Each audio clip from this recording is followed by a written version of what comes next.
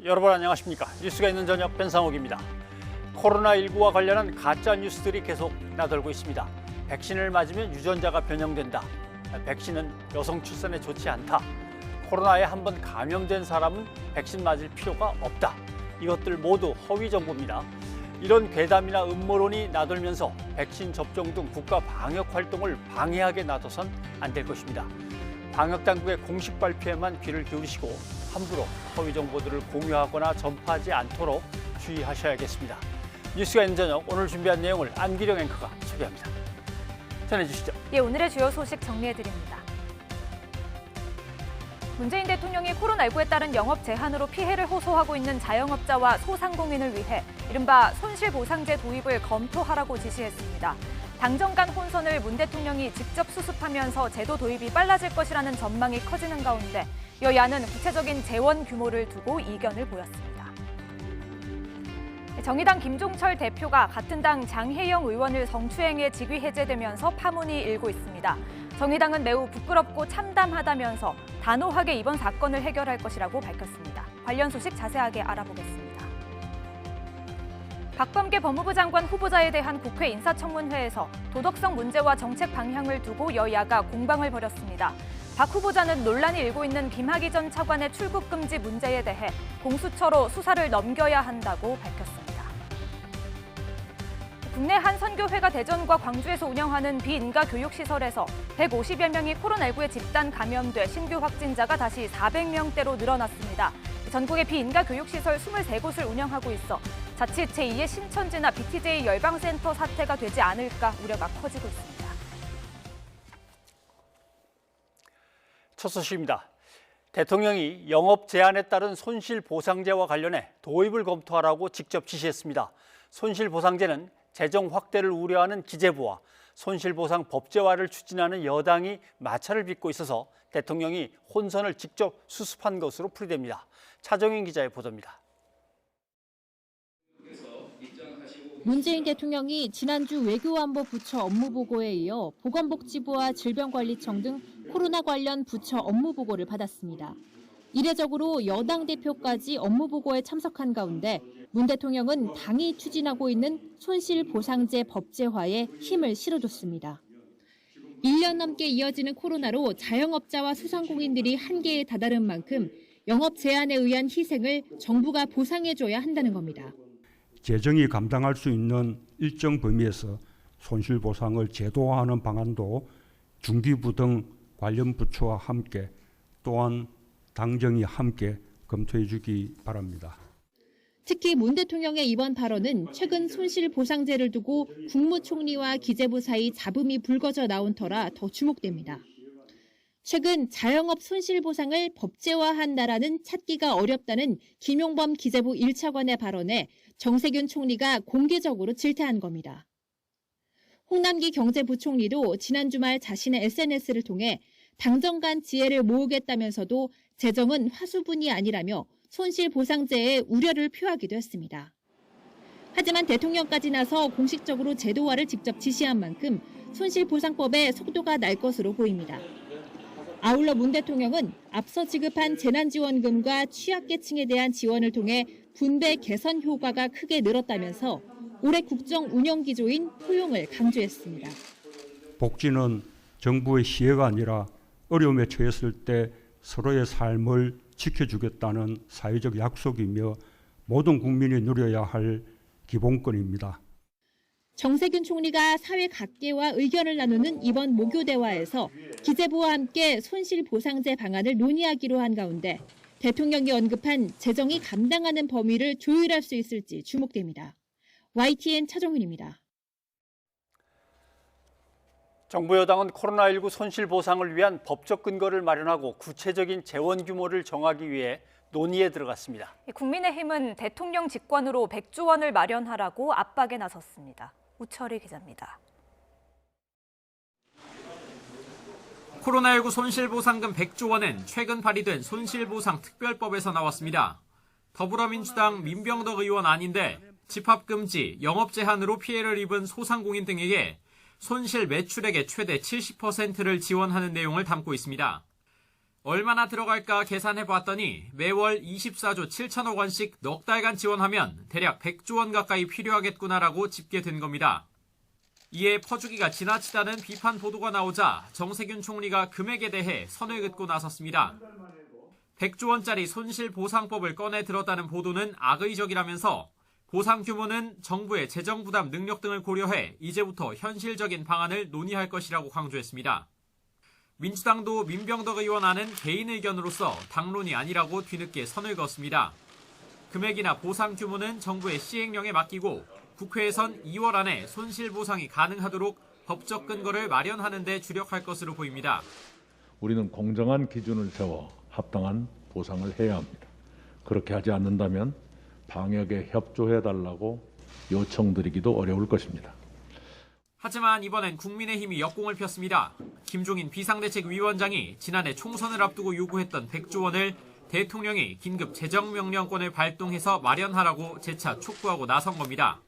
지금은 이 여당 내에서 벌어지고 있는 논쟁에 대한 빨리 종지부를 찍으시고 현실보다 냉정하게 파악하셔서 소위 대통령이 가지고 있는 재정의 명령권을 활용해서라도 이 문제를 빨리 단안을 내려주시기를 갖다가 코로나19 피해 극복과 엄청난 재정 부담이라는 동전의 양면에 야당의 공세까지 더해진 난감한 상황에서 접점을 찾으려는 정부 여당의 입장은 다음 달 임시국회 시작과 함께 보다 구체화될 전망입니다. YTN 오철입니다. 하지만 재정당국은 손실보상의 기준과 대상의 범위, 재원 마련 방식 등을 놓고 고민이 깊어지고 있습니다. 홍남기 경제부총리는 정치권에서 제기된 100조 원 보상은 불가능하다고 선을 그었습니다. 보도에 오인석 기자입니다. 나라 살림을 책임지는 기획재정부는 자영업자와 소상공인들의 피해 보상을 위한 제도화 마련에 본격 착수했습니다. 하지만 자영업자와 소상공인 전체를 대상으로 손실 보상을 입법으로 제도화하는 것은 처음이어서 짚어볼 내용이 많다는 입장입니다. 먼저 영업 제한 조치에 따른 손실 파악이 쉽지 않다는 점이 꼽힙니다. 현재는 자영업자의 매출이나 소득 감소를 월 단위로 정확하게 알 수 있는 시스템이 없습니다. 자영업자와 소상공인들의 매출과 소득을 파악할 수 있는 국세청 종합소득세 신고는 매년 5월 한 차례 이루어지고 있기 때문입니다. 이와 관련해 홍남기 경제부총리는 4개월간 100조 원이 들어가는 관련 의원 입법안은 현실적으로 추진이 불가능하다고 밝혔습니다. 보상 금액을 높여도 형평성 논란이 불거질 수 있다는 우려도 나오고 있습니다. 코로나19 피해 산정도 쉽지 않고 또 사회적 거리로 인해 추가적인 피해 산정은 더욱 어려운 상태인데 지원 대상과 관련해서도 형평성 논란이 있을 수 있을 것 같습니다. 더 큰 고민거리는 재원 마련입니다. 국채 발행과 기금 조성으로 충당하는 방안이 거론되고 있는데 나라 빚을 관리하는 기재부는 빠른 국가 채무 속도에 부담을 갖고 있습니다. 손실 보상을 해주는 것은 필요하지만은 법제화를 통해서 그 지원 규모가 너무 커질 때는 그 재정 건전성을 악화시키거나 혹은 통화 정발로 이어질 수 있기 때문에 좀 신중할 필요가 있습니다. 정세균 국무총리로부터 개혁 저항 세력으로 비판받고 이재명 경기도지사의 무소불위 기재부 나라로 코너에 몰린 재정당국이 합리적인 제도화 방안을 내놓을지 주목됩니다.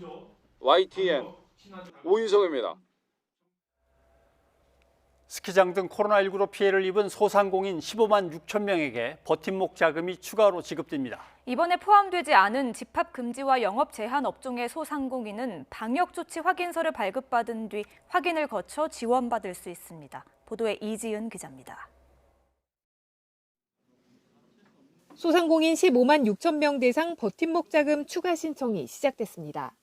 먼저 연말연시 특별방역으로 집합이 금지됐던 스키장과 눈썰 매장, 스키 대여점 등에는 300만 원이 지급됩니다. 세희망 자금을 받지 못한 일반 업종 가운데 지난해 12월 매출이 9월부터 11월 평균보다 줄어든 6만 5천 명도 100만 원을 받습니다. 안내 문자를 받은 뒤 버팀목 자금 홈페이지에 계좌번호를 입력하면 신청이 가능합니다. 당일 신청, 당일 지급을 원칙으로 27일까지는 오전에 신청하면 오후 2시부터, 자정 전에 신청하면 새벽 3시부터 지원금이 입금됩니다.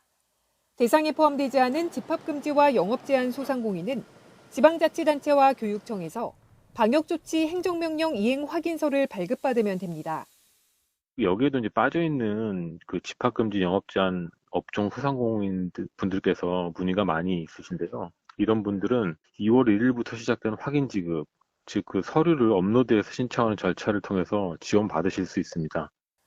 집합금지 업종 대상자에게 임차료 1,000만 원을 빌려주는 제도도 시행됩니다. 전국 유흥시설과 수도권 노래연습장, 실내체육시설 등은 연 1.9% 고정금리로 대출을 받을 수 있습니다. 노인 맞춤 돌봄과 산모 신생아 서비스 등 방문 돌봄 종사자와 방과 후 강사에게 50만 원씩 주는 지원금 신청도 시작됐습니다. 2019년 연소득이 1,000만 원을 넘지 않고 지난해 6개월 이상 월 60시간 넘게 일한 사람이 대상이며 다음 달 5일까지 신청 가능합니다. YTN 이지은입니다. 네, 오늘은 쌀 얘기입니다.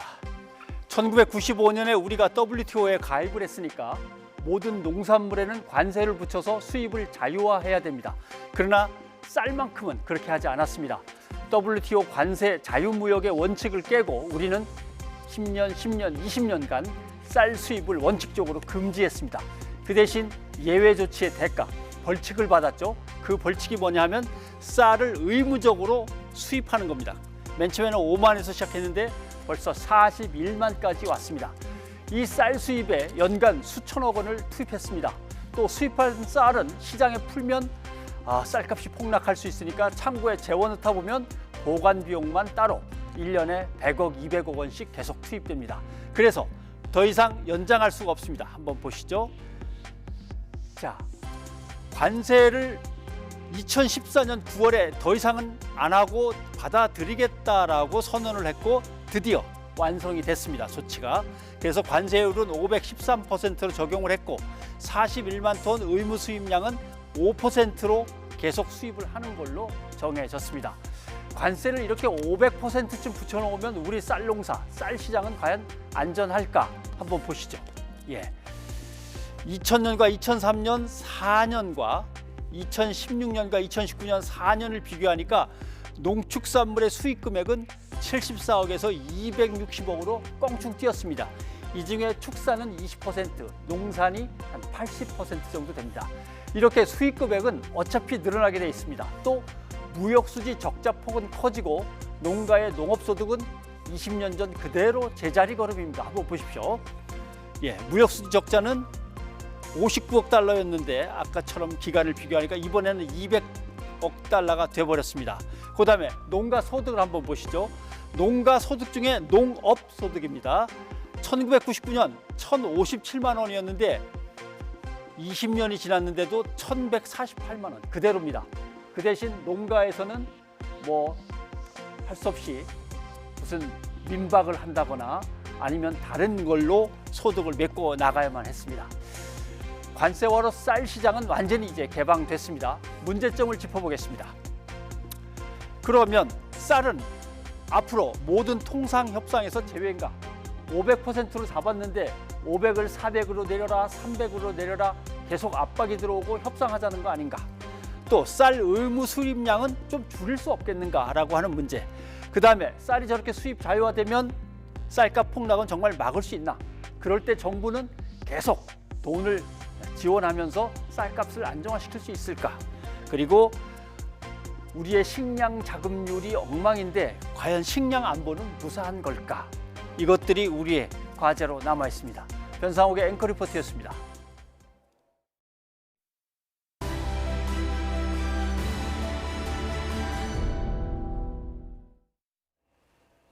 정의당 김종철 대표가 같은 당 장혜영 의원을 성추행해 직위 해제됐습니다.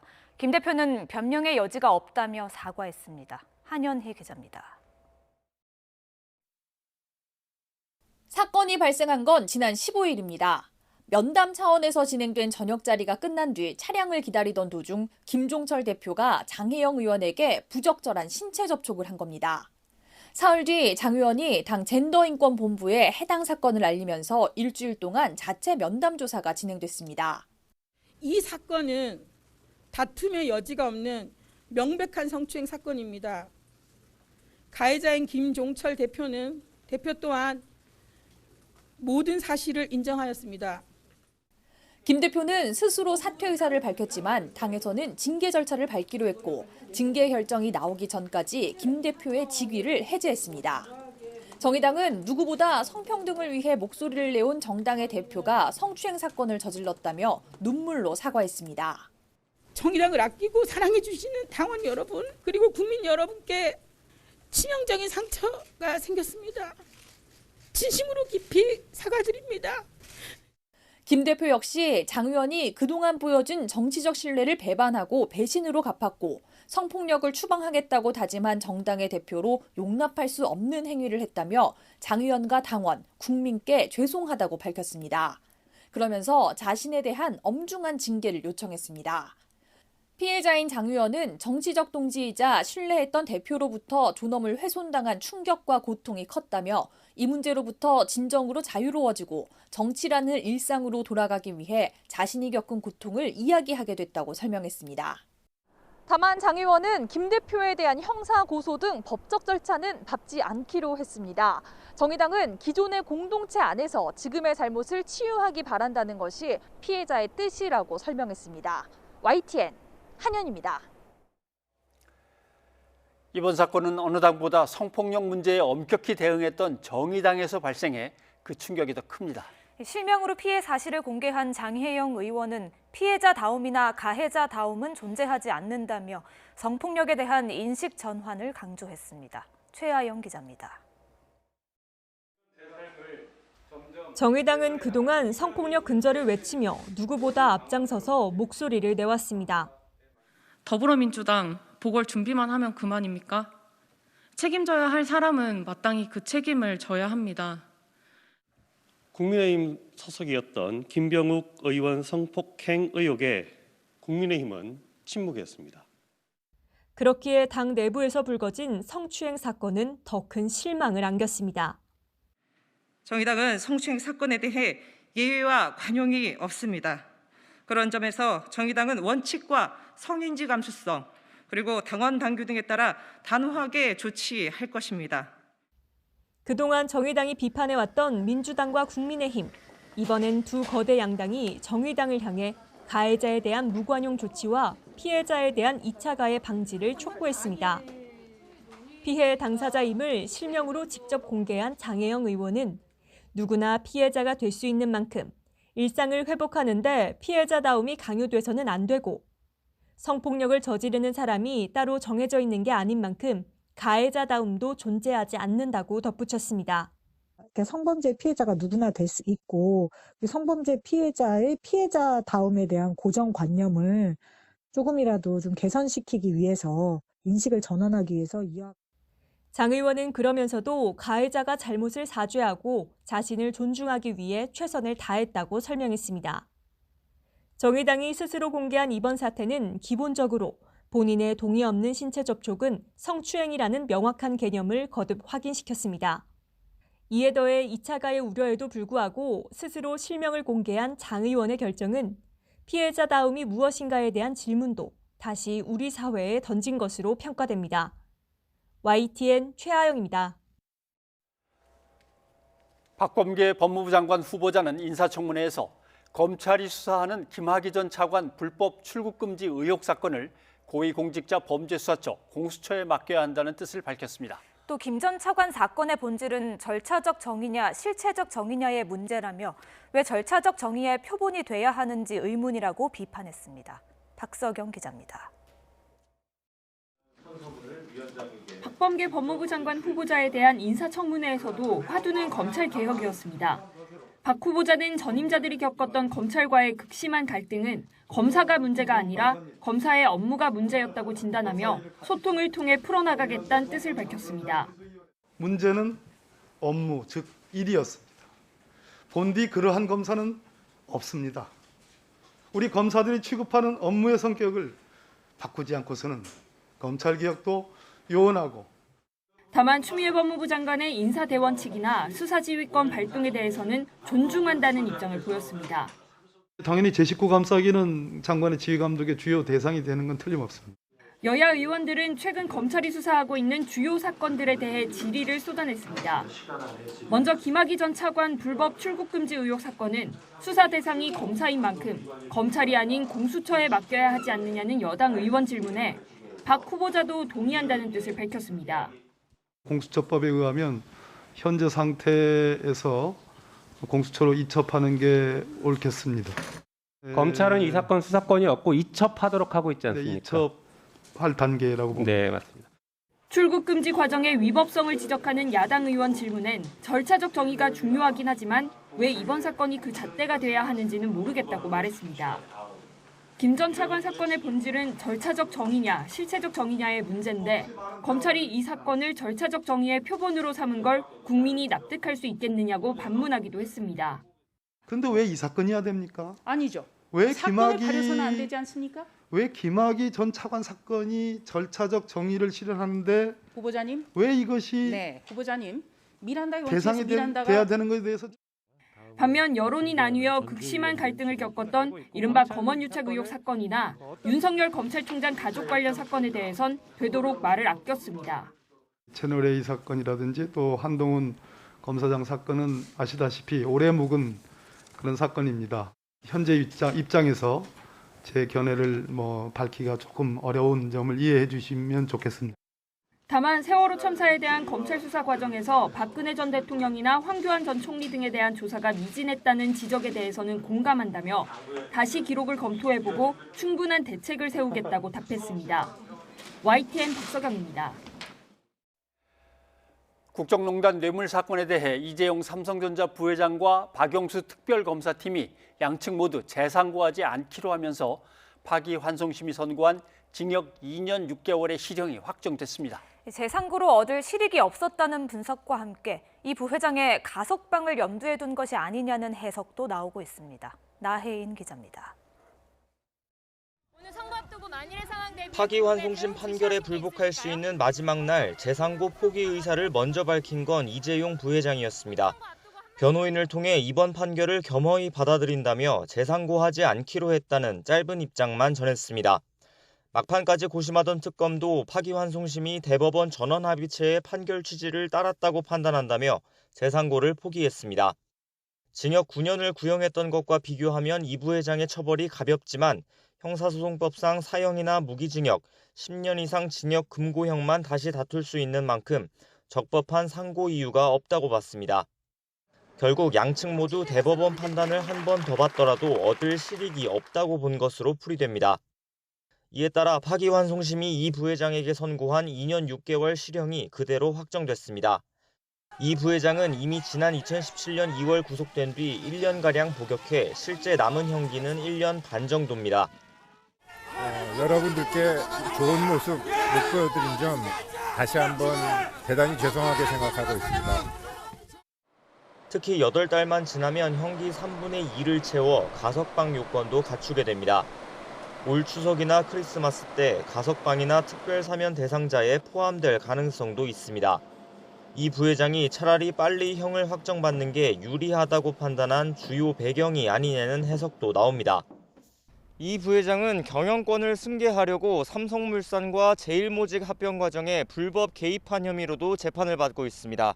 국정농단 사건은 마무리됐지만 당분간 구속 상태로 법정에 서는 것은 물론 추가 처벌을 피하기 위한 공방은 한동안 불가피한 상황입니다. YTN 나혜인입니다. 네, 계속해서 박지훈 변호사와 함께 오늘 정치권의 주요 이슈들을 살펴보도록 하겠습니다. 어서 오십시오. 안녕하십니까? 무엇보다도 정의당 김종철 대표 성추행으로 사퇴했습니다. 다른 당도 아니고 정의당이기 때문에 이렇게 되면은 성적 비위나 또는 폭력에서는 도대체 어디가 안전한 곳인가라는 충격과 허망함이 좀 있습니다. 충격이 큽니다. 여성의 인권이라든지 성범죄, 성폭력에 대해서 아주 엄중하게 또 했던 정당인데 그 정당의 대표입니다. 피해자는 그 정당의 국회의원이거든요. 이런 일이 과연 정의당에서 일어날 수 있는 일인지 논란이 되고 있고 좀 돌이켜보면 15일 날 저녁 때 있었던 일인 걸로 보입니다. 예. 이 대표하고 장영 의원하고 면담을 한 다음에 이동하는 과정에서 성추행이 있었던 걸로 보이고요. 예. 그 강제추행, 성추행에 대해서는 김종철 대표는 인정을 하고 있는 그런 상황입니다. 그리고 반성을 하겠다라고 얘기했고 다만 뭐 이거 관련해서 장혜영 의원은 뭐 이름은 공개하되 또 고소는 하지 않겠다라는 뜻을 좀 밝힌 걸로 보입니다. 이름은 공개해서 당당하게 내가 피해자가 됐다. 가해자는 여기에 대해 책임을 져라라고 할 수 있지만 또 나름대로 형사처벌 쪽으로는 가지 않겠다는 건 어떤 의미가 담겨 있는 걸까요? 요거 좀 말씀하기가 좀 조심스럽긴 합니다. 근데 일반적으로 지금 강제추행죄 이런 성범죄가 친고죄가 아닙니다. 이게 범죄성이 있다면 경찰이든 수사기관이든 언제든지 누구든지 수사를 할 수가 있거든요. 뭐 그런 상황이기 때문에 이게 심각하다면 고소, 신고 여부 떠나가지고 이 경찰은 수사를 진행을 할 수 있고요.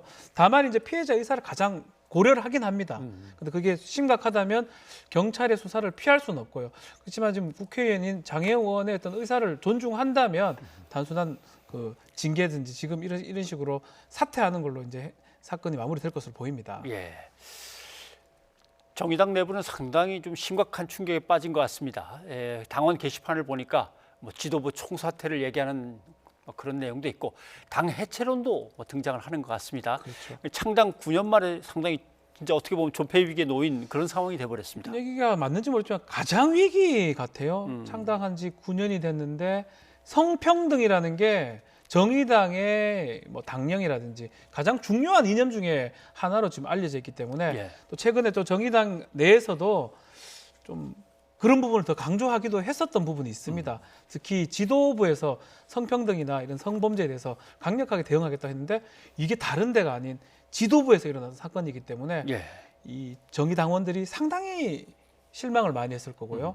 만약 정의당원이 탈당하거나 이래 된다면 정의당이 해체까지 갈 수 있다라고 일각에서는 좀 얘기를 좀 하고 있고 이 정책 타격은 상당할 것이다라고 얘기가 되고 있습니다. 네.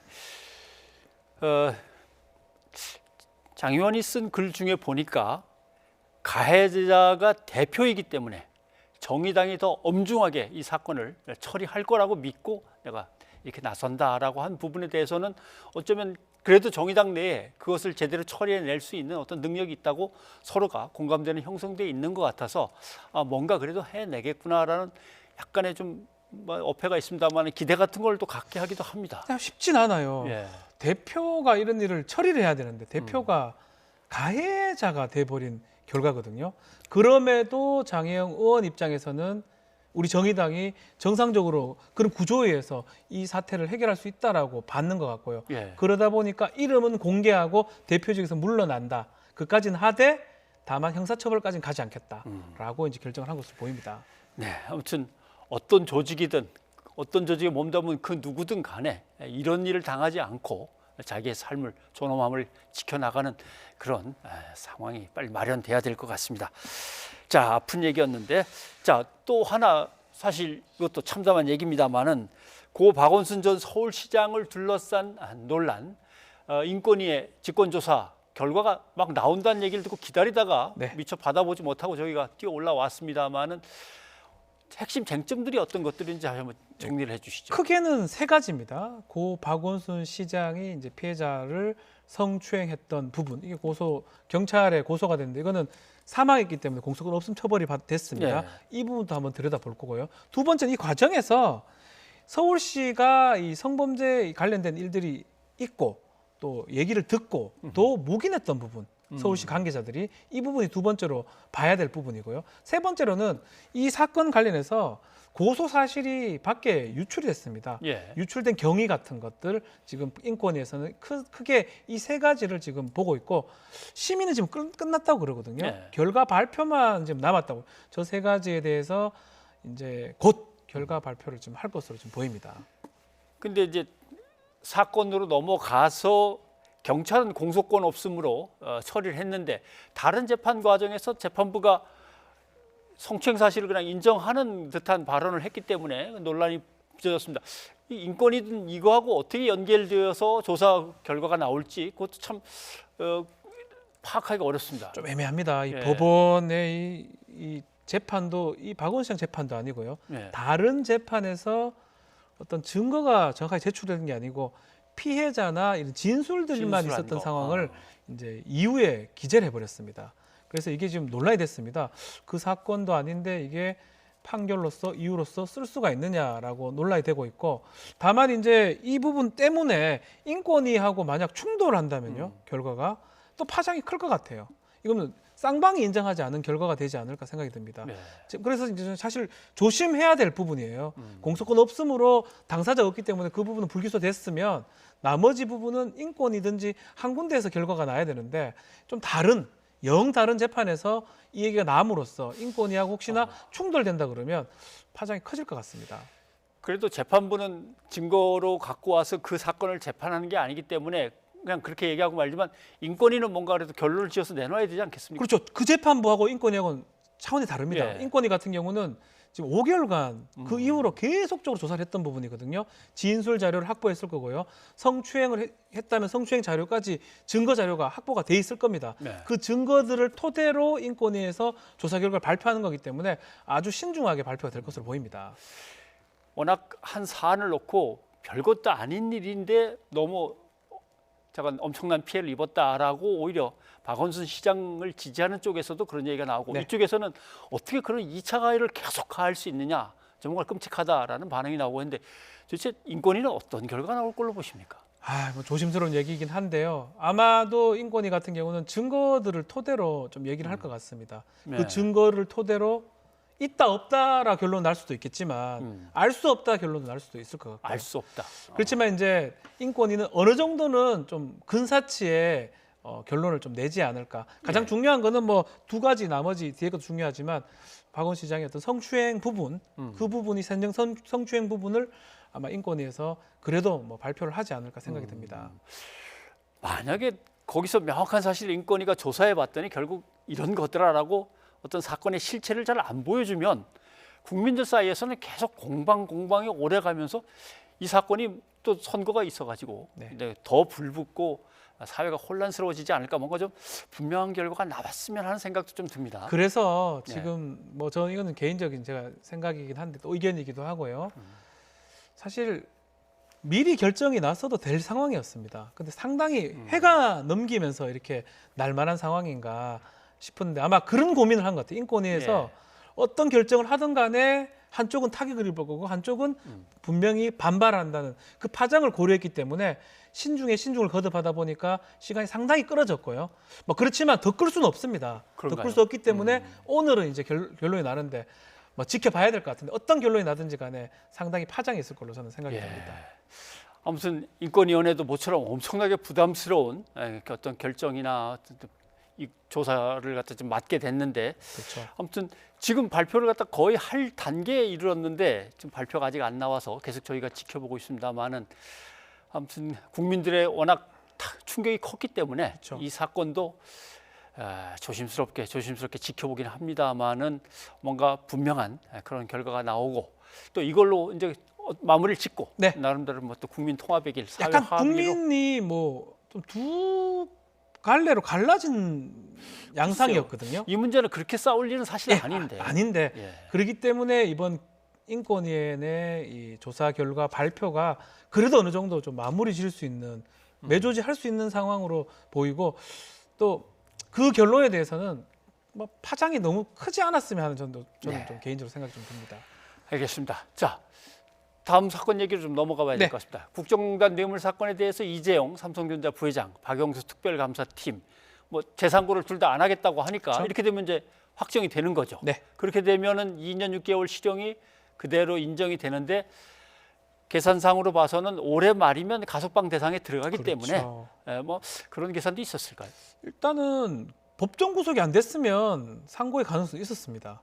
법정 구속이 됐기 때문에 다툰다 하더라도 구치소 내지 뭐 교도소에 있어야 될 상황인데, 이왕 구금이 된다 그러면 사실은 확정을 받은 다음에 구금이 되면 가석방의 가능성이 있거든요. 여건상으로는 한 8월 정도 가석방이 가능하고요.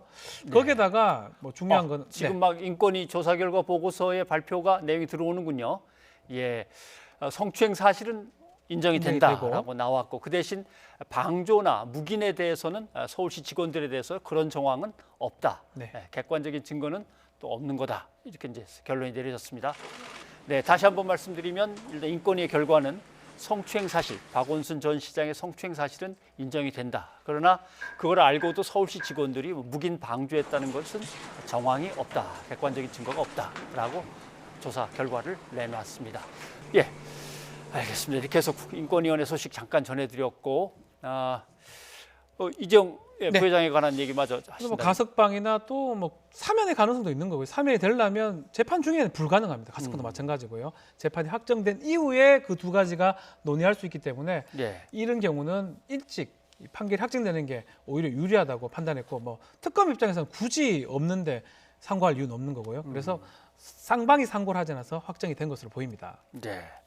자, 경영권 불법 승계 관련 재판이 하나 남았는데 이건 어떻게 진행이 될까요? 자, 이 사건이 오히려 더 문제입니다. 자본시장법 등 위반이고요. 이거는 유죄 아니면 무죄인데 지금 이전의 전략은 잘 몰랐다.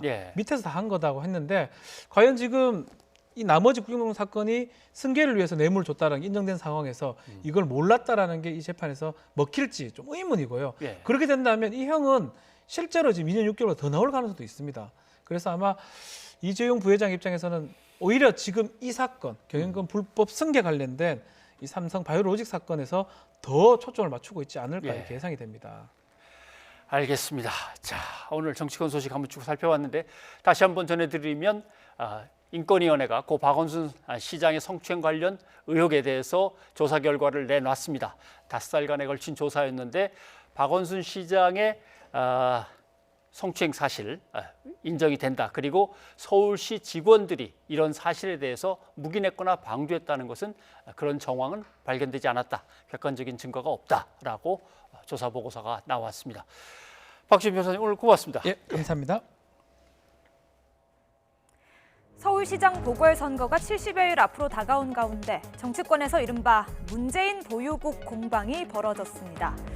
출마를 결심한 박영선 전 중소벤처기업부 장관이 어제 자신의 SNS를 통해 문재인 대통령의 생일을 축하하며 대한민국은 문재인 보유국이라고 언급했는데요. 민주당 경선에서 박 전 장관과 맞붙을 우상호 의원도 든든한 대통령이라며 생일 축하 메시지를 전했습니다. 그러자 국민의힘 오세훈 전 서울시장과 나경원 전 의원이 용비 어천가에 빗대 문비 어천가라며 발끈하고 나섰습니다. 이에 대해 박 전 장관은 대한민국은 국민 한 명 한 명, 또 손흥민, BTS 보유국이라고 되받아치기도 했는데요. 이렇게 대통령을 향한 용비 어천가 논란 정권 때마다 반복돼 왔는데요. 지난 2012년 황우여 당시 새누리당 대표는 대선 후보로 선출된 박근혜 전 대통령을 빅토리아, 엘리자베스 1세 등 영국 여왕들에 빗대 박비 어천가라는 지적을 받기도 했습니다. 김기춘 전 청와대 비서실장은 지난 2013년 청와대 출입기자 송년 행사에서 박 전 대통령은 매력적이고 위험 있고 우아하다며 영어 단어로 칭송했다고 알려졌는데요. 지난 2016년 국정농단 관련 국회 청문회에서 여전히 그렇게 생각하느냐는 질문을 받고 당시에는 그렇게 생각했다며 당황한 모습을 보이기도 했습니다. 직접 보실까요? 아직도 정의는 13년 청와대 출입기자 송년회에서 우리 대통령은 매력적이고 차밍하고 위험하고 디그니티하고 엘리강스, 우아하다. 여전히 그렇게 생각합니까? 대답하세요. 그 당시에는 그렇게 생각했습니다. 지금은 그렇지 않다는 말씀입니까? 뭐라고 드릴 말씀이 없습니다. 지난 2013년 최창식 당시 서울 중구청장은 트위터에서 박근혜 대통령을 향해 국군을 일으켜 세울 지도자가 구청장까지 일으켜줘 감사하다며 아부성 글을 남겼다가 논란이 일었는데요. 그런데 이 계정이 박 전 대통령의 이른바 짝퉁 계정인 것으로 알려져 더 망신을 샀죠. 이명박 정부 시절 역시 마찬가지였습니다. 지난 2009년 유럽연합과의 FTA 타결 이후 박희태 당시 한나라당 대표는 이명박 대통령의 외교적인 성과라며 경제 대통령의 업적이라고 해 MB 어천가라는 비판을 받았습니다. 2008년에도 4대강 사업과 관련해 대통령의 신화적인 돌파력에 국민은 존경심을 가지고 있다고 말해 논란이 일었는데요. 과한 찬양이나 아부의 상징으로 여겨지는 용비 어천가.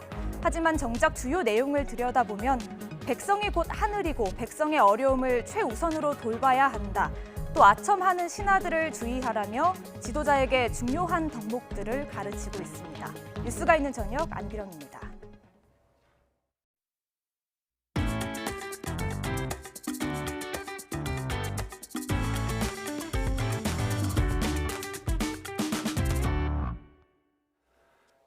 대전 지역 선교단체 IM 선교회가 운영하는 비인가 교육시설에서 학생과 직원 등 130여 명이 무더기로 코로나19에 확진됐습니다. 대전시는 다수가 밀집 생활을 하면서 기본 방역 수칙을 지키지 않아 충격적인 집단 감염이 발생했다고 밝혔습니다. 이문석 기자입니다.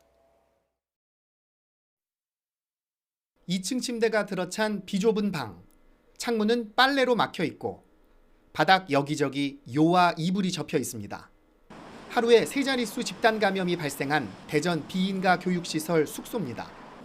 이런 환경에서 한 방에 학생 7명에서 최대 20명까지 생활했다는 증언이 나왔습니다. 3층에서 5층이 기숙시설이었는데 목욕탕과 화장실을 공용으로 사용한 층도 있었습니다. 지하에 있는 식당엔 칸막이가 설치돼 있지 않았고 마스크 착용도 허술했던 거로 조사됐습니다. 학생과 직원 150여 명이 밀집된 생활을 했지만 기본 방역 수칙이 제대로 지켜지지 않은 겁니다. 밀집, 밀폐, 밀접 등 3밀 조건 속에서 많은 분들이 집단 생활을 한 것이 최악의 사태로 이어진 것으로 추정됩니다. 더 안타까운 건 지난 12일 첫 증상자가 나왔는데도 진단검사 같은 적절한 조치를 하지 않은 점. 지난 주말에도 몸이 아픈 학생 6명을 고향에 돌려보냈지만 타 지역에서 확진 판정을 받을 때까지 방역당국에 보고하지 않았습니다. 그런 증상이 발생하면 바로 우리가 통상적으로 취하는 조치 있지 않습니까? 이 친구들 격리, 우선 검사, 그 프로세스를 제대로 안 됐다 저렇게 보는 거죠. 대전시는 본관 2층에 예배당이 있는 점과 교육생활시설이 4개 건물에 분산된 사실을 주목하고 있습니다. 이동 중에 혹은 예배당에서 외부인과 접촉이 있었는지 확인하기 위해 내부 CCTV와 확진자 GPS 기록을 분석하고 있습니다. YTN 이문석입니다. 광주에서도 선교회가 운영하는 비인가 교육시설에서 집단 감염이 발생했습니다. 20여 명이 확진됐습니다. 폐쇄적인 생활로 외부 접촉은 많지 않았지만 또다시 확산 고리가 되지 않을까 우려가 커지고 있습니다. 김범환 기자입니다. 광주 북구에 있는 3층짜리 건물입니다. 1층에는 선교회가 운영하는 비인가 교육시설 에이스국제학교와 어린이집, 2층에는 빛내리 교회, 그리고 3층에는 주거 공간이 있습니다. 이 가운데 에이스국제학교를 고리로 모두 20명 넘게 확진됐습니다. 홈스쿨링에 참석했던 10대 이하의 학생들이 많았습니다. 그래서 다시 TCS에 대한 조사를 어제 오전부터 진행을 했었습니다. 그랬더니 전체적으로 이번 17일부터 합숙이 진행된 걸로 확인되었고요. 방역당국이 애초 18명을 교회 관련 확진 환자로 발표했지만 감염 경로를 다시 따져 15명을 에이스국제학교 관련으로 분류한 결과입니다. 이 국제학교는 대전에서 대규모 집단 감염이 발생한 선교회가 운영하는 비인가 교육시설과 관련이 있는 것으로 방역당국은 보고 있습니다. 집단 감염이 발생한 시설 내에서 기숙을 함께 한 것으로 보여져서 추가적인 조사가 이루어져야 되겠습니다만 양상은 좀 다른 것으로 보여집니다. 나머지 직원과 원생 등 100여 명에 대한 전수 검사에서는 다행히 모두 음성 판정이 나왔습니다. 하지만 N차 감염 우려가 있어 방역 당국이 바짝 긴장하고 있습니다. YTN 김범환입니다. 종교 관련 시설에 무더기 집단 감염이 확인되면서 코로나19 신규 확진자는 다시 400명대로 올라섰습니다. 이런 가운데 외국발 변이 바이러스의 국내 유입은 9건 더 확인됐습니다. 박경석 기자입니다. 코로나19 신규 확진자 수가 종교 관련 시설의 집단 감염 사태로 하루 만에 다시 400명대로 늘었습니다. 특히 방역 수칙을 지키지 않은 상태에서 무더기 감염 사례가 확인된 대전 IEM 국제학교 사태는 전국적 확산에 새 불씨가 될지 모른다는 우려를 낳고 있습니다. 이번 기회에 유사한 대안학교 기숙시설에 대한 일제 점검과 필요한 방역 대책을 신속히 마련해 주시기 바랍니다. 외국발 변이 바이러스의 국내 유입도 9건 추가로 확인됐습니다. 추가 발견된 변이 바이러스는 영국발 4명, 남아프리카 공화국발 3명, 브라질발 2명입니다. 이로써 국내 변이 바이러스 확진자는 모두 27명으로 늘었습니다. 이번에 확인된 9명 가운데 7명은 검역 단계에서 격리 조치됐지만 나머지 2명은 입국 후 실시한 검사에서 확진 판정을 받았습니다. 불안한 진정세가 이어지고 있는 가운데 정부는 설 연휴를 앞두고 사회적 거리 두기와 5인 이상 모임 금지 조치의 조정 여부를 이번 주 결정합니다. 국민들께서 어떠한 방역 조치 단계든 간에 가급적 이번 설 연휴 때에도 고향 방문을 좀 삼가하시는 게 가장 핵심적인 요소가 아닐까 이렇게 판단을 하고 있습니다. 정부는 코로나19 확진자 발생이 일정 수준 이하로 안정화되고 예방접종이 진행되면 사회적 거리두기를 3단계로 개편하겠다고 밝혔습니다. 고위험군의 면역이 형성되는 1단계, 중위험군 면역 형성 2단계, 집단 면역 형성 3단계 등으로 나눠 거리두기와 집합금지 조치 등을 탄력적으로 조정할 예정입니다. YTN 박경석입니다. 변이 바이러스가 전파력이 빠르고 치명률까지 높다는 보고가 잇따르면서 코로나19 유행 상황을 다른 국면으로 바꿀 수 있다는 분석이 나오고 있습니다. 현재의 팬데믹 상황을 잡는다 해도 변이와의 전쟁이라는 다음 단계로 접어들 것이라는 우려가 커지고 있습니다. 김정회 기자입니다. 이달 초만 해도 코로나19 변이 바이러스는 알려진 게 적었습니다. 영국발은 GR형의 변이, 남아공발은 GH형의 변이로 모두 빠른 전파력이 특징이라는 정도였습니다. 그런데 영국발 변이의 경우 치명률까지 높다는 연구 결과가 나와 위기감이 높아지고 있습니다. Roughly 10 would be expected to unfortunately die with the virus. With the new variant, for 1,000 people infected, roughly 13 or 14 people might be expected to die. 변이 피해가 큰 영국의 연구 결과라는 점에 주목하며 미국의 전염병 권위자 앤서니 파우치 소장은 이제 영국발 변이의 위험성을 받아들여야 할 때라고 경고했습니다. 기존 바이러스보다 독성과 치명률이 높아서 중증 환자나 사망자를 늘리는 등 더 많은 피해가 생길 거라고 강조했습니다. 그러나 걱정되는 건 영국발 변이뿐이 아닙니다. 남아공 변이 바이러스도 남아공과 미국 대학들에서 기존 백신이 통하지 않을 수 있다는 연구 결과가 다수 발표돼 우려를 키웁니다. 한국을 비롯한 각국 보건당국은 변이 바이러스들로 자칫 코로나19 대응 기조가 흔들릴 가능성이 크다고 봅니다. 국내에 광범위하게 퍼진다면 바로 1.2로 올라간다는 얘기이고 이는 지난해 12월 중순의 악몽 같은 상황으로 돌아갈 수도 있다는 얘기가 됩니다. 학계에선 변이 바이러스 때문에 코로나19가 쉽게 끝나지 않을 거라는 전망도 내놓습니다. 제프리 베럿 영국 코로나19 유전학 연구소장은 팬데믹의 다음 단계가 변이 바이러스와의 싸움이 될 거로 진단했습니다. 각국이 코로나19 치료제와 백신 효과에 미칠 영향을 우려하면서 변이 바이러스 연구에 나서는 이유입니다. YTN 김정혜입니다. 네, 계속해서 최재욱 대한의사협회 과학검증위원장과 코로나19 상황을 정리해 보겠습니다. 위원장님 어서 오십시오. 예. 리포트에서 보신 대로 변이 바이러스는 전파력이 빠르다, 또 치명률도 높다고 하니까 걱정들이 커지고 있습니다. 보고된 내용들을 쭉 분석하시기에 어느 정도 위험하다고 보시는 겁니까? 지금 보도된 내용 그대로입니다. 예. 변이 바이러스는 영국발 변이 바이러스가 되겠습니다만 기존 코로나 바이러스에 비해서 감염력, 전파 속도는 1.5에서 1.7배 정도 높다고 알려져 있고요. 지금 이제 우려하는 대로 사망률까지 30% 정도 사망자 좀 더 증가시킬 수 있겠다. 물론 65세 이상 고령자에 한한 얘기입니다만, 즉 감염력과 사망률을 악화시킨다는 차원에서 굉장히 좀 우려되는 부분이 있고요. 아직 추가적인 연구가 조금 더 있어봐야 되겠습니다만, 항상 선제적 예방 조치라는 관점에서 그러한 상황을 가정하고 지금 적극적인 조치가 필요하다고 보고요. 사실 그보다 더 우려하는 것 중에 또 하나는 지금 자료에도 나왔습니다만 이 남아공 바이러스입니다. 남아공 변이 바이러스는 지금 감염해서 회복된 사람들의 재감염을 다시 일으킬 수 있는 항체를 좀 이렇게 불활성화시키고 예. 또 우리가 백신을 맞게 됐을 때 또 효과도 없게 되지 않을까라는 점에서 굉장히 지금 우려가 큽니다. 예. 그러면 3차 대유행을 어떻게든 잡아서 내려놨는데 그리고 이제 백신 접종이 계속 시작이 되는데 변이 바이러스에 의한 4차 대유행 이런 것도 가능성은 있는 겁니까? 물론 가능성이 있죠. 뭐 그런 부분은 이제 최대한 전제하고 지금 조치를 하겠습니다만 아시다시피 해외 유입 감염병이라는 전제 조건 하에서 변이 바이러스도 고려해야 됩니다.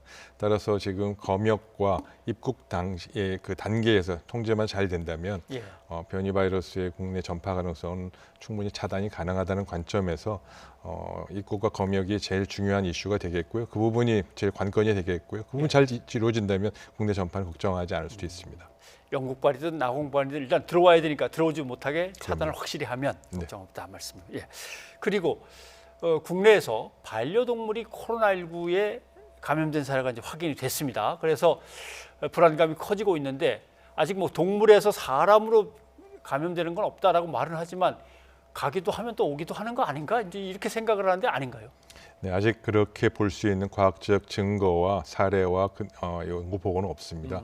이미 그 반려동물에서의 코로나 감염 사례는 지난 해 3월, 4월 달부터 확인됐던 부분이고요. 홍콩, 중국 많은 나라에서 확인이 됐습니다.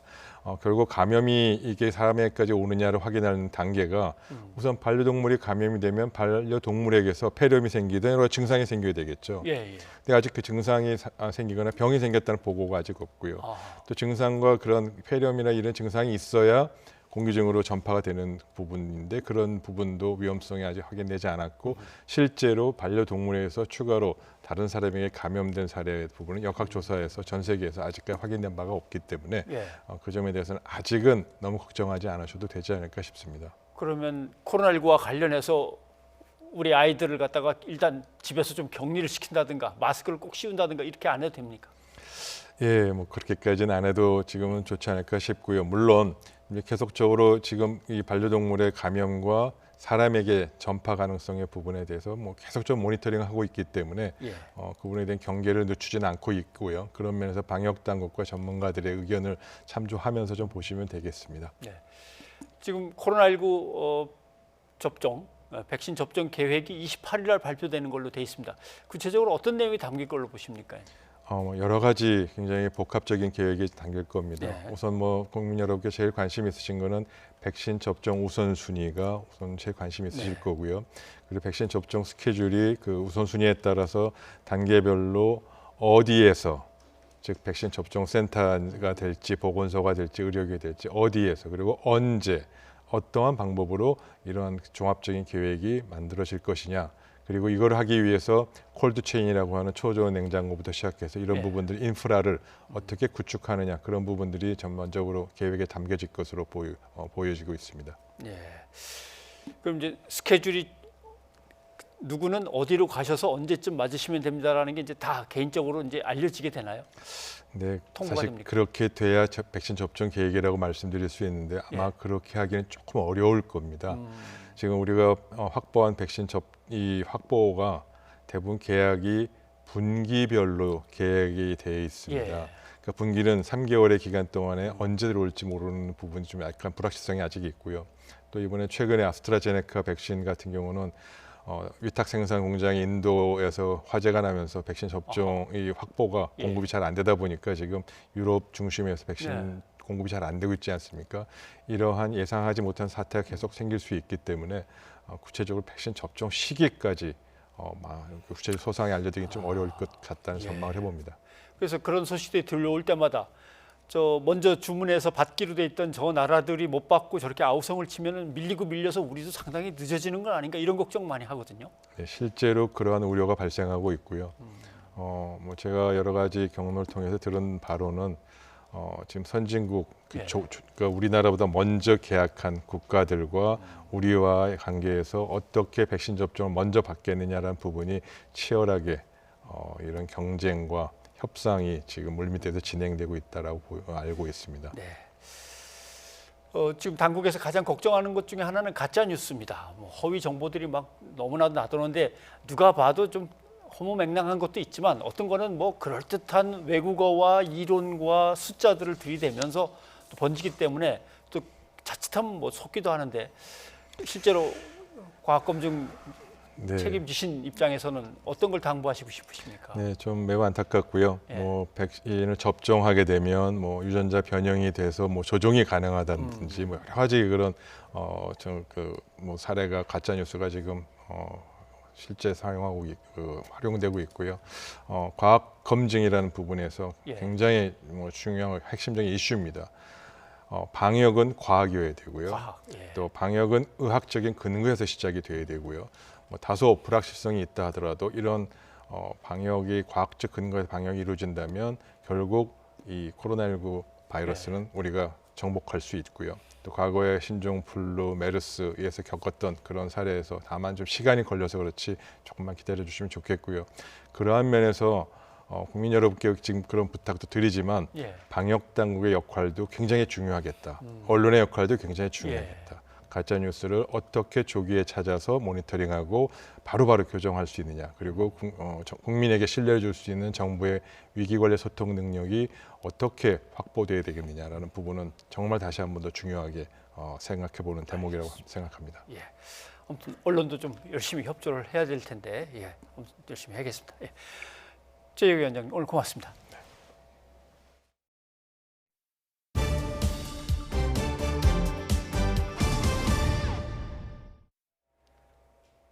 여성의 신체를 본뜬 성인용품인 이른바 리얼돌 수입을 허용하라는 법원 판결이 또 나왔습니다. 리얼돌은 음란물이 아니라 성인이 쓰는 기구라며 이를 사용하는 사생활에 국가가 간섭해서는 안 된다는 취지인데요. 관련 논란도 다시 불거질 것으로 보입니다. 임성호 기자입니다. 리얼돌을 둘러싼 법적 논쟁은 지난 2019년에 본격적으로 불붙었습니다. 풍속을 해치는 물품은 수출입을 못하게 하는 관세법을 들어 세관이 리얼돌 통관을 보류하자 리얼돌 수입업체가 소송을 제기했는데 업체는 1심에서 졌지만 항소심과 대법원은 업체 손을 들어준 겁니다. 대법원은 리얼돌이 음란물이 아니라 성인이 사적이고 은밀히 쓰는 성기구라고 판단하면서 이에 대한 국가의 개입은 최소화해야 하고 수입 금지도 매우 신중해야 한다고 밝혔습니다. 하지만 이후 일부 성인용품 업체가 리얼돌을 주문 제작해주겠다고 광고한 사실이 알려지며 논란은 더욱 커졌습니다. 특히 연예인이나 아동의 얼굴로 제작되는 등 악용될 거라는 우려가 여성계를 중심으로 확산했고 리얼돌 수입과 판매를 금지해달라는 청와대 국민청원이 26만여 명의 동의를 얻기도 했습니다. 당사자의 동의 없는 특정 인물 형상 리얼돌의 제작, 유통에 대해서는 엄정한 처벌이 이루어질 수 있도록 법적 검토를 해나가겠습니다. 논란이 이어지면서 관세청은 리얼돌 수입 통관을 지금까지도 보류하고 있습니다. 2016년부터 3년여 동안 딱 한 개만 통관이 허용됐을 뿐 대법원의 수입 허용 판결 이후에도 111개가 국내에 들어오지 못했습니다. 이에 반발한 수입업체가 다시 통관 보류 취소 소송을 잇따라댔고 법원은 지난해 6월에 이어 최근에도 연거 후 2019년 대법원 판결과 같은 취지로 업체 손을 들어줬습니다. 하지만 세관은 법원 판결을 통해 수입 허용 판결이나 제품에 한해서만 통관을 허용한다는 방침입니다. 수입 허용 판결이 나면 유사한 물품의 통관까지 허용하는 게 원칙이지만 리얼돌은 국민정서상 통관 보류를 유지할 수밖에 없다는 설명입니다. 정치권에선 규제 입법 논의가 이어지는 가운데 리얼돌 제작과 수입, 판매, 대여 등을 금하는 법안이 발의됐고 이른바 리얼돌 체험방을 규제해야 한다는 주장도 나오고 있습니다. 리얼돌 체험방이라는 이름으로 불법 오피스텔 속매매와 유사한 형태로 전국에 86개가량 운영되고 있는 문제가 이번 국정감사에서도 지적되었습니다. 그리고 다각도에서 검토되고 고민될 필요가 있다고 봅니다. 리얼돌 수입을 허용하는 법원 판결이 이어지면서 리얼돌이 여성을 성적 대상화하고 인간의 존엄성을 해치는 것인지 아니면 방해받지 않을 사적 영역인지를 둘러싼 논쟁에 다시 불이 붙을 전망입니다. YTN 임성호입니다. 고병원성 AI가 빠르게 퍼지면서 당국이 예방적 차원에서 매몰 처분한 닭, 오리 등 가금류가 벌써 2,200만 마리에 이릅니다. 달걀 가격이 빠른 속도로 오른 가운데 치킨 가격도 오르지 않을까 우려가 커지고 있습니다. 차유정 기자입니다.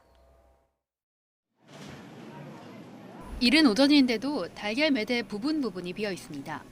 AI 여파로 달걀 값이 많이 올랐는데도 식구들이 집에 머무는 시간이 많아지면서 발길이 끊이질 않습니다. 달걀 30개들이 한 판 가격은 1년 전보다 25% 오른 6,600여 원. 달걀이 요리할 때마다 거의 빠지지 않고 들어가는 식재료인 만큼 소비자들 부담은 커질 수밖에 없습니다. 요즘 코로나 때문에 아이들도 집에 오래 있고 그래서 집에서 밥하는 시간도 더 많은데 이제 달걀 같은 거 많이 사용하는데 가격이 오르니까 주부로서 좀 부담이 되긴 해요. 오리 도매 가격은 벌써 60% 넘게 올랐습니다. 지난 22일 기준 도매 가격은 킬로그램당 4,200여 원으로 1년 전과 비교해 63% 가까이 올랐습니다. 상승폭이 비교적 크지 않았던 닭고기 소매 가격도 슬금슬금 오르고 있습니다. 육개 소비자 가격은 킬로그램당 5,800여 원으로 한 달 전보다 10% 넘게 올랐습니다. 특히 육개 가격 상승은 요즘 집에 머무는 시간이 늘면서 소비가 급증한 치킨이나 닭 가공식품 가격 상승으로 이어질 수 있는 만큼 무척 우려스럽습니다. 대형 치킨 프랜차이즈 업체에선 가격 변동 폭을 정해놓거나 고정 단가로 매입하고 있어서 당장 가격 인상 계획은 없다는 입장입니다. 다만 사태가 심각해지면서 부위별로 나누어 놓은 부분육 수급은 최근 어려워진 게 사실이라고 말합니다. 네, 현재 가격 인상에 대해서는 고려하고 있지는 않지만 부분육 수급은 좀 불안정한 상황입니다.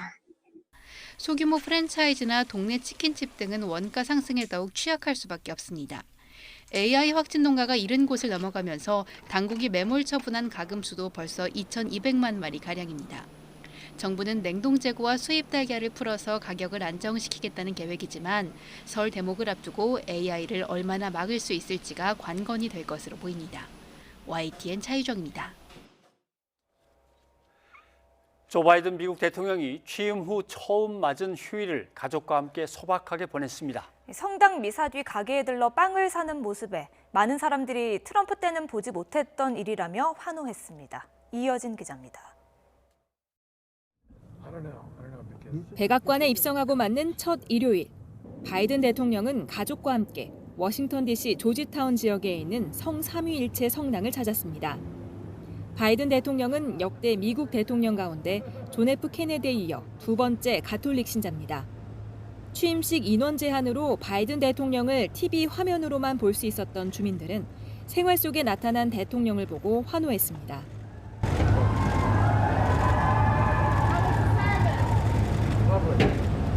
주말마다 골프장을 찾던 트럼프 대통령과 비교되는 대목입니다. 워싱턴 포스트는 트럼프 전 대통령이 대통령 임기 동안 필드를 261번 방문한 것으로 분석했습니다. 5.6일에 한 번 꼴입니다. 미사 참석 뒤 돌아가는 길에 바이든 대통령 일행은 베이글 가게에 들렀습니다. 차남 헌터 바이든이 차에서 내려 미리 주문한 참깨 베이글과 크림치즈를 찾는 모습에 사람들은 열광했습니다.